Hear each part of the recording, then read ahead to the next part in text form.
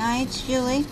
I want to talk this time about, again, on the search for the connection between my cranial neuralgias, trigeminal neuralgia, geniculate neuralgia, and the cervical dystonia, and my lupus, and or virus.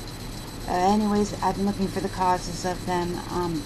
Just want to make a quick note that I've got I have osteoarthritis with several herniated discs and bony spurs, and I did read something the other day that talked about how the auxiliary nerve, which is cranial nerve number 11, it's located at the base, at the top of your cervical spine, and it is responsible for causing damage to it. Can cause a condition called torticollis spasms.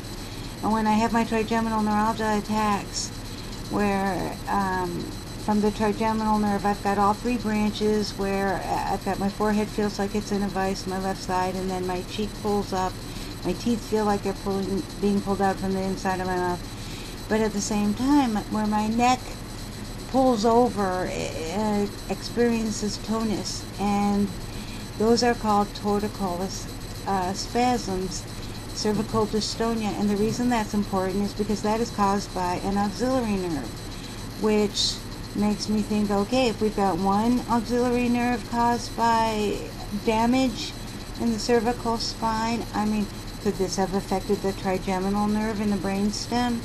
It's another cranial nerve. So I'm just trying to put the connection together.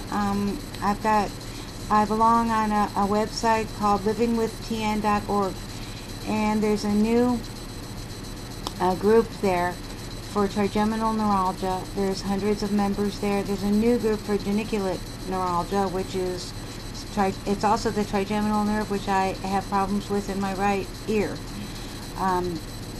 We'll save that for another day. But it was really interesting talking about the connection, because there are three possibles on how I have cranial neuralgia.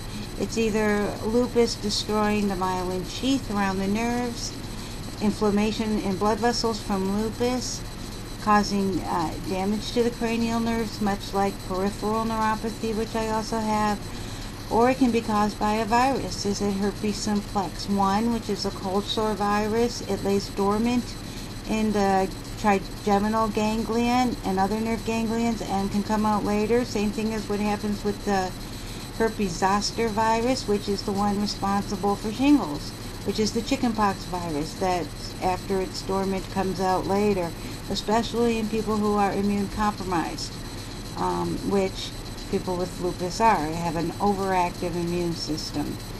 So I'm going to look more into this auxiliary nerve, cranial nerve connection to damage, to connective tissue damage in the cervical spine area. There may be a connection there, you know. I mean, I might just have a perfect storm. Lupus, virus, and cervical connective tissue damage. So who knows?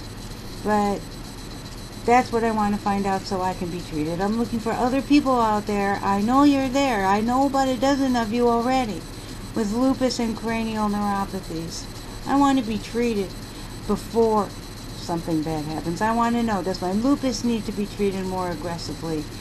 You know, is there something besides being treated for the symptoms that I can do? I take Tegretol, which is an anti-seizure medication. I know that it helps, but it doesn't stop it, and it doesn't have anything to do with what's causing it.